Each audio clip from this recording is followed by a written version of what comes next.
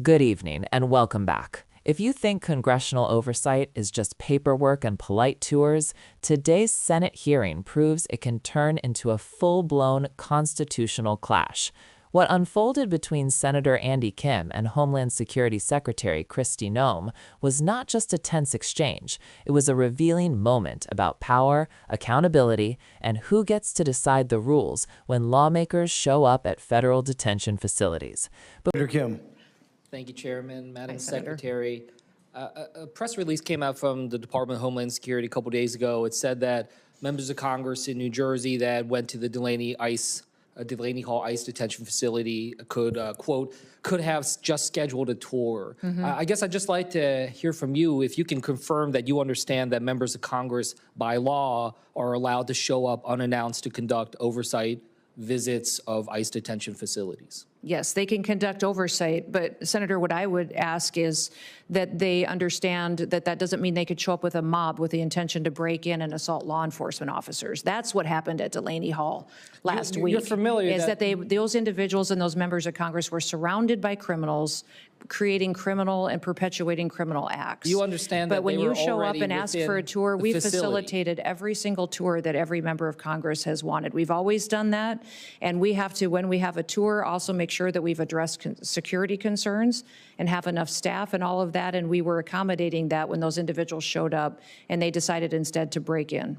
You know that they were already on the ICE premise, already facilitating into having the tour when there was the arrest of the mayor. They were not breaking into They had broken through the outer fence, and they were interior on federal property when the crimes occurred. They were invited in by ICE as the ICE was preparing to give them a tour. That doesn't give them an excuse to start punching law enforcement officers. But you understand that they were not storming the fence. Well, I don't understand. Are you making excuses for their behavior that day? I'm just trying to clarify what exactly happened. Oversight is an important part of what Congress does and what you provide to our department, and we welcome it. We give tours when members of Congress ask for it. We just ask that they not be politicized, that they actually are there to provide the oversight that is needed to ensure that we're doing due diligence in our job.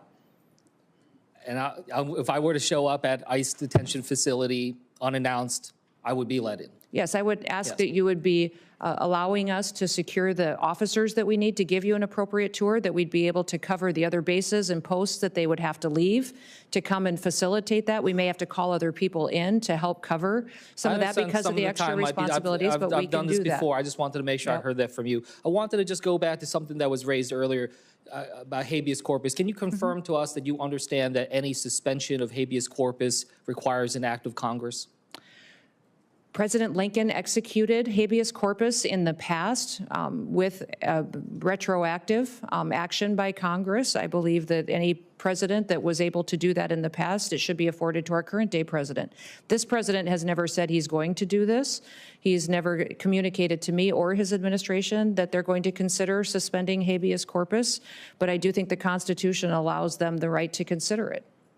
When we saw what happened with, how many times has habeas corpus been suspended in our country? Once that I know of. 4 times. For certain. I'm not certain if those were. The instance that you were referring to was one where the courts subsequently showed that Congress is the one that has the ability. Do you know what section of the Constitution the suspension clause of habeas corpus is in? I do not. Nope. Do you know which article it is in? No, I do not, sir. Okay, well, it is in Article 1. Do you know which branch of government Article 1 outlines the tasks and the responsibilities for? Yes. Which one? Congress. Yes. Stephen Miller has said that he is actively considering, that there is active consideration of habeas corpus. Have you had a conversation with Stephen Miller about suspending habeas corpus? I have not. When it comes to FEMA, this is something I'm concerned about. Being from New Jersey, we've had challenges with Superstorm Sandy and others in the past. I was alarmed when I saw some reports that the acting head, Richardson, said last Thursday that he's about 80 to 85% done with the hurricane season plan, given that we are just days away from hurricane season beginning. I just wanted to ask you, is he done with his hurricane preparedness plan? He is working diligently with the employees at FEMA and are prepared for hurricane season. What you Have you seen this plan? Have you seen this plan? Is he Yes, I've been presented it to actively you? engaged in hurricane response and preparation. seen the We're plan? pre-staging people, pre-staging equipment. Is that We're plan making sure that something- we have tabletop exercise we're running through with all of our regions on what their response will be. It's been very extensive how we've laid out this plan. And What- will you be able to share what- that plan with this committee? I will check and make sure Yeah, that if I you can can, check but on I would think that we would be able to do that. I can't Just see any one- reason that that would be. Just one last thing. A couple weeks ago, you said that you were considering restarting in-person training at the National Fire Academy. Mm-hmm. I just wanted to ask if you're prepared to tell this committee that that you are moving forward with restarting in-person trainings. Yes, the plan is to do that again, so. That has been approved yeah. to restart? Yes, it has been. Okay, thank you. And with that, I yield back. Senator Scott. Sure. Thank you, Chairman. Before we go any further, make sure you subscribe to the channel so you do not miss any breakdowns like this, because moments like these shape how government actually works behind the scenes. The flashpoint in this hearing centers on Delaney Hall, an ICE detention facility in New Jersey. A Department of Homeland Security press release suggested that members of Congress who showed up there could have simply scheduled a tour instead of arriving unannounced. That statement raised immediate red flags because by law, members of Congress have the authority to conduct unannounced oversight visits to facilities like ICE detention centers. Senator Kim pressed Secretary Noem directly, asking her to confirm that she understands this legal right. Secretary Noem acknowledged that Congress does have oversight authority, but then sharply shifted the focus. She argued that oversight does not mean lawmakers can arrive with what she described as a mob, accuse them of intending to break in, and claim law enforcement officers were assaulted during the incident. This is where the conversation moved from legal authority to competing narratives about what actually happened on the ground. If you want more clear explanations of moments like this, hit subscribe now, because this is where hearings stop being procedural and start being political. Senator Kim pushed back, not to excuse any violence, but to clarify the facts. He pointed out that the members of Congress were already on ICE property, that they were being prepared for a tour, and that they did not storm or breach the facility. This distinction matters. In oversight law, whether lawmakers are trespassing or lawfully present changes everything. Kim's argument was simple.